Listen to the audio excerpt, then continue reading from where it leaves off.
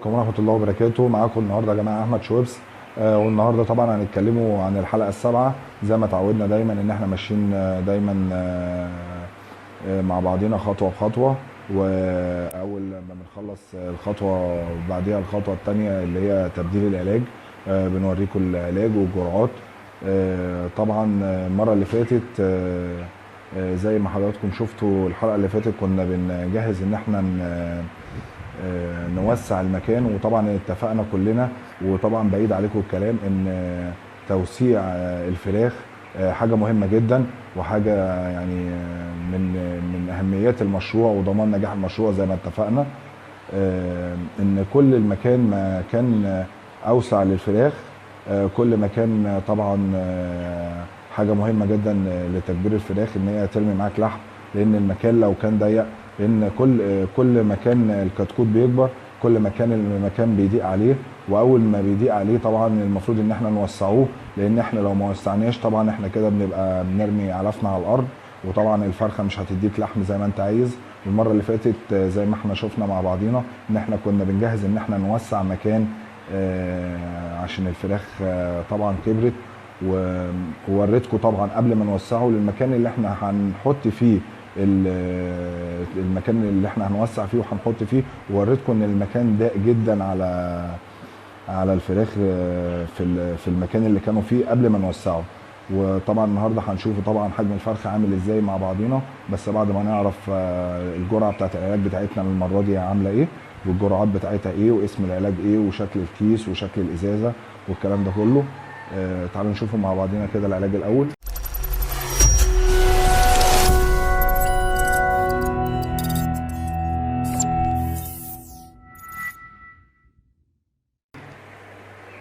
طبعا احنا اتفقنا يا جماعه ان طبعا النهارده الحلقه السابعه زي ما حضراتكم شايفين كده في يوم 18 و19 و20. النهارده طبعا اخر يوم عندنا احنا هنا طبعا لعلاج الفراخ ديت.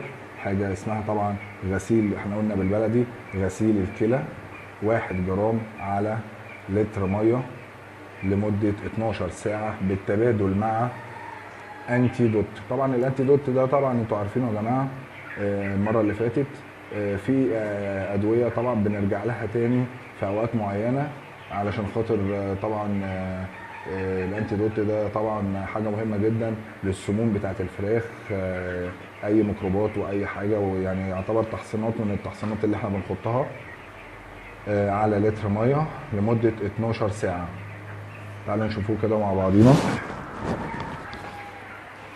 طبعا ده يا جماعه كيس بيتقال عليه بالبلدي اهوت غسيل للكلى منشط الكبد. ادي شكل الكيس زي ما انتوا حضراتكم شايفين،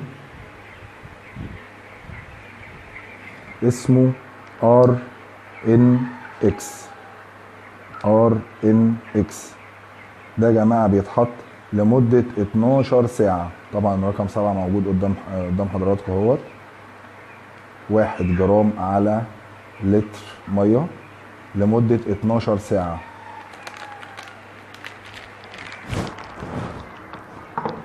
طبعا الانتي دوت كلنا عارفينه وشفناه قبل كده في الدواء اللي فات.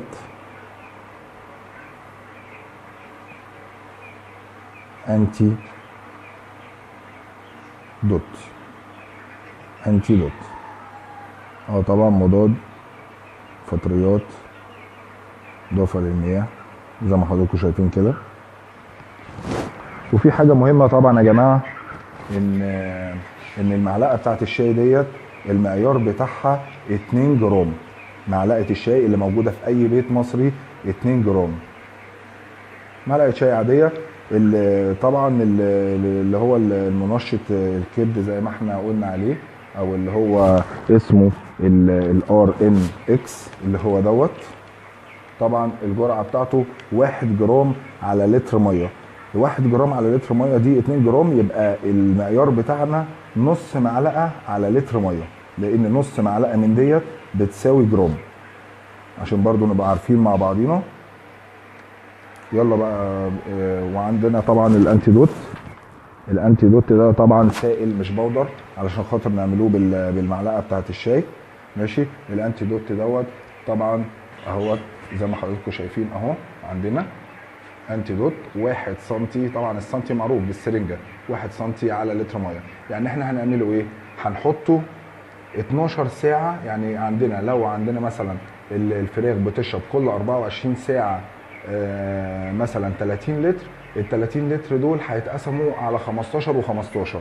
يعني 15 لتر 12 ساعه من البودر اللي هو غسيل الكلى اللي احنا شفناه، ماشي، و15 لتر التانيين اللي هو انتيدوت زي ما حضراتكم شفتوا. يبقى ال 15 يعني يبقى ال 12 ساعه هنقوله اللي هو الغسيل الكلى، ماشي، وال 12 ساعه التانيين هيبقى الانتيدوت. يبقى طبعا لو احنا عندنا الفراخ بتشرب 30 لتر ميه، يبقى هنحطه 15 في 12 ساعه، وال 15 التانيين في ال 12 ساعه التانيين. تعالوا دلوقتي نشوفوا مع بعضينا الفراخ. وبعد زي ما حضراتكم شايفين كده الفراخ النهارده عمر 20 يوم. طبعا في اخر 10 ايام او 15 يوم يا جماعه الفراخ بتكبر بطريقه سريعه شويه، لان دول بيبقى اللي هو فيهم النمو الاخير اللي هو بتاع دوت اخر 10 ايام. يعني لو احنا هنطلع على 35 يوم وعدى 25 يوم بتكبر في خلال من بعد ال 20 يوم او من بعد ال 25 يوم بتبتدي تكبر كبر طبعا ملحوظ قوي زي ما حضراتكم شفتوا كده. زي ما حضراتكم شايفين الفرخ دوت يا جماعه عمر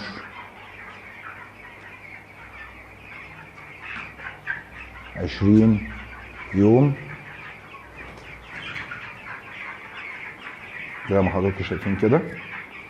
طبعا انا شلت منهم ياما طبعا، ووسعنا طبعا زي ما حضراتكم شايفين كده شقاوة الفراخ، وان الفرخه تبقى مصحصحه وتجري دوت طبعا جزء كبير من اللي احنا قلناه المره اللي فاتت.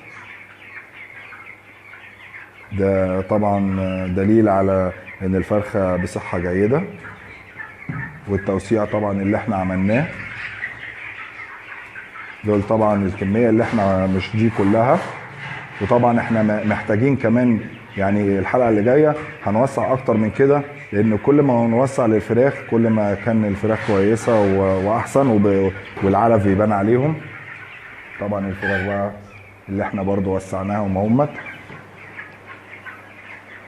ودول برضو يا جماعه علشان تبقوا فاهمين الحته اللي احنا شفناها مع بعض.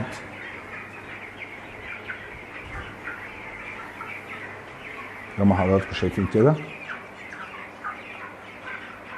الحته اللي احنا شفناها مع بعض اللي احنا فرشناها علشان نخف شويه الضغط عن الاوضه الرئيسيه اللي عندنا.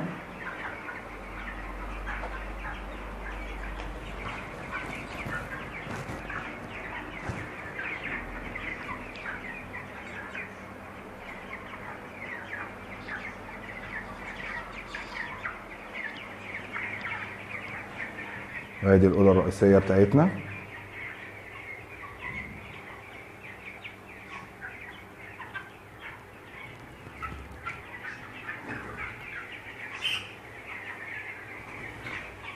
الفرخ ده يا جماعه هنكررها تاني 20 يوم.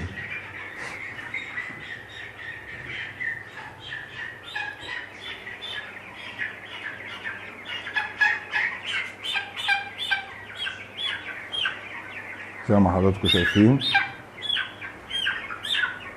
الفرخه عامله ازاي، الحصله.